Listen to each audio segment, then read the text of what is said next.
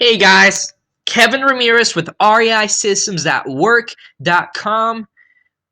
This is part two to a two-series part video on how to figure out the ARV of a property in less than 10 minutes.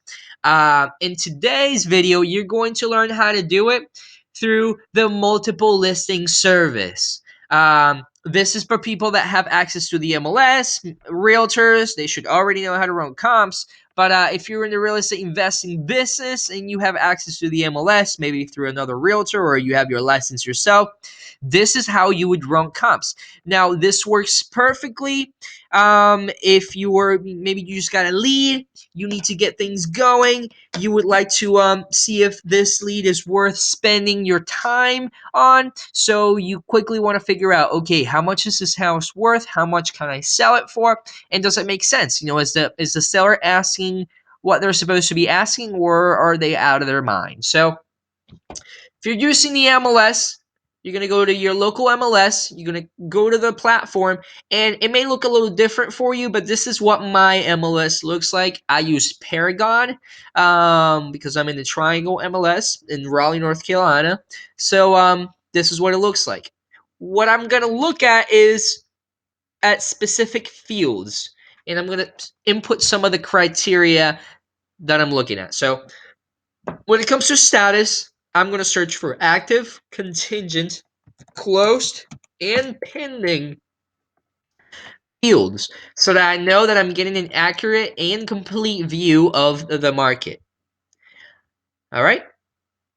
I'm going to go all the way down and scroll and look for status date, changed, 6 months back or prior, or before or after, which means that I'm only looking at comps that were changed, that went active, that went expire, that went contingent, that went close within the last 6 months. That'll give me a pretty accurate look of my current market, of how my market is acting at present moment. 6 months is a pretty good rule of thumb. So I'm going to look at specific criteria for the property. What I specifically focus on when I look at is only two things: is year built and total square footage. You can go a little bit deeper and look in bedrooms and bathrooms, but I find it that it's a lot easier to look for comps. You'll get more comps and pretty accurate when you look for just square footage.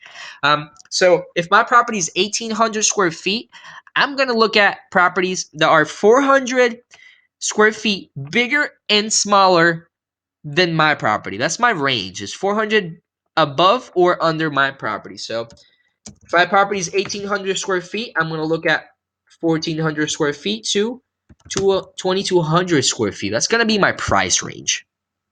When it comes to the year built, I have a similar rule of thumb. I like to stay within 4 years of my property. So 4 years prior to my property being built and 4 years after my property is built. So if I'm looking at a property that's built in 1997, I'm going to look at a range of 1993 to 2001. As you can see, 4 years under, 4 years over. That'll give me a pretty accurate view. So I have 6 months back. I have the criteria for the property, and then I have the status. Now, this is where it gets fun. Um, what I prefer to look at subdivisions rather than mapping. So I'm going to show you both ways, but I think it's better to do it in a subdivision. It gives you more accurate comps. It gives you what your competition is looking like and what your buyer is looking at. So let's say this is a Park Village. Let's say that's the neighborhood that I'm looking at. It's just one that pops to my head, and as you can see, I find 18 comps that are between these ranges in my particular neighborhood within the last 6 months. So you can see it's a very active neighborhood, 18 comps. That's great. So if I want to get a little bit deeper in it, I'm going to do, my property is, I'm going to do, if I want less comps, you can do this. If you don't want 18 comps, to 2,000 square feet.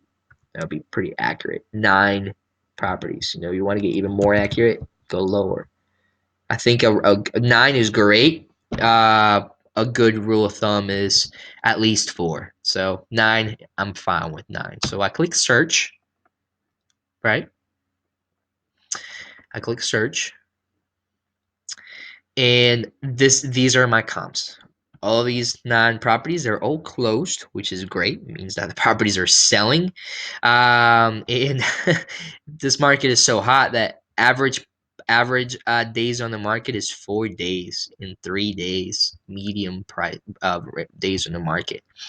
That is amazing. That is a very healthy market, very hot market. As you can see, these properties are virtually identical, except for some of them have different square footages, but all of them are 3-bedroom, 2.5 bath, similar square footage.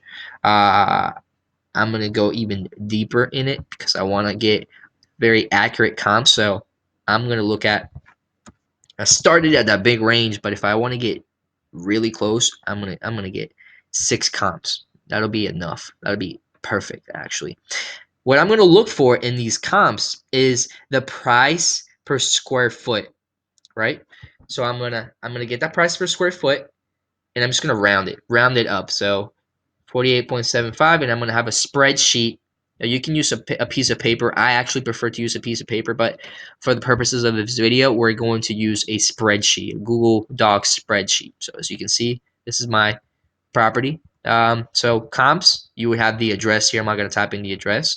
You would have price and square footage, and then you would figure out price per square foot. But since MLS already tells us what it is, we're just going to go with it. So 48.8, you can round or you can just do it exactly. I would just round up a decimal. So 49, 149 per square foot, 143, 165, 158, 164,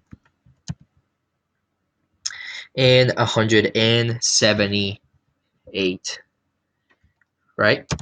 I have those numbers down.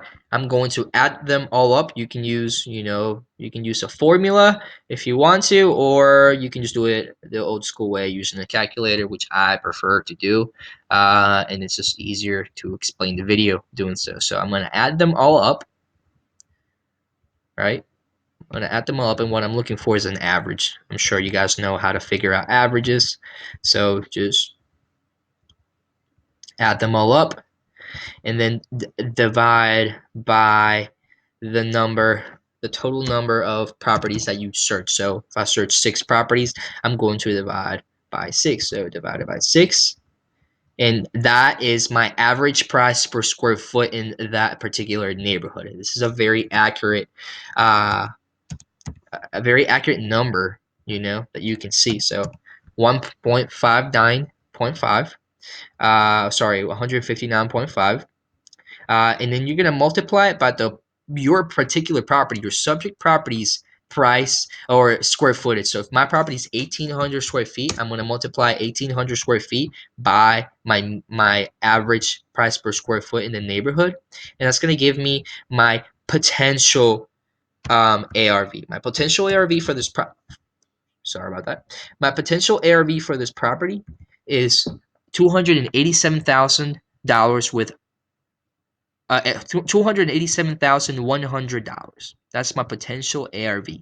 Now, I have 2 different ARVs here. I have actual and potential. What actual means is how deep do I want to go into the rehab? How extensive is my rehab going to be? Is my rehab going to be $159 per square foot rehab, or is it going to be $165 square foot rehab? So to determine that, you're simply going to go at the properties. You're going to search for the pictures and see what they look like. I can see that this is a pretty nice home on the outside. Fairly updated cabinets, but outdated appliances. It's got granite countertops, nice backsplash. So I can see that they did some work, but not all of it. I can see that it has the original floors. It's got fresh paint, new vanities, as you saw. You quickly run through these. It's got updated bathrooms, very nice looking bathrooms. Paint looks great. Upstairs bathroom was not as updated, so I can see that this is a pretty average property, but it looks nice. So this will be a good goal.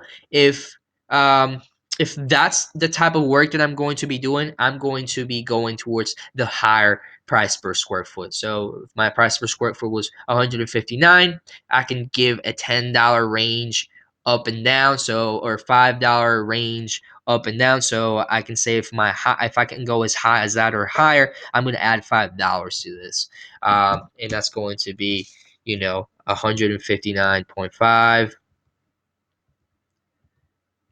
plus 5. We could have done this in our head, but just 164 times my square footage, and that is my actual ARV. This is pretty much the most or around what I'm going to be able to sell that property for. Now, this is very simple. This is just rough numbers. This is all you need to be able to determine, hey, is this going to be a property worth pursuing? Is this going to be a property worth going after, or is the seller going to waste my time? So you're going to vet that as you talk to the seller on the first conversation, and they tell you, hey, I want $210,000 for this property. Well, if they say 210, you already know you have a deal in your hands because you know you can sell this property for 287. If they ask for 320, then you already know, hey, the most I can sell it for, the very most, is 295. Most likely 287. So I can't pay you 320. I'm going to keep you on my follow-up list, and I'm going to follow up with you until you change your mind or you sell the property to someone else less smarter than us. And that's it, guys. That's how you figure out the ARV using the MLS, the multiple listing service. You can go to part 1 if you're interested in learning how to do this using Zillow. This is for people that do not have access to the MLS, or even if you have access to the MLS, you may want to learn how to do it on Zillow. If you're on the go, maybe you don't have access right away. You can know how to do it there. But that's it, guys. I hope this helped you. If you are interested in more videos like this, please subscribe and like this video, and also make sure you visit our website at reisystems.work.com and subscribe to our blog. We have tons of free content like this that'll help you in your particular real estate investing business. We will bring you from 1 to 2 deals every 3 months or so, to 2 to 3 deals consistently every single month. We've got a ton of students that are doing great right now. So stay tuned and see you next time.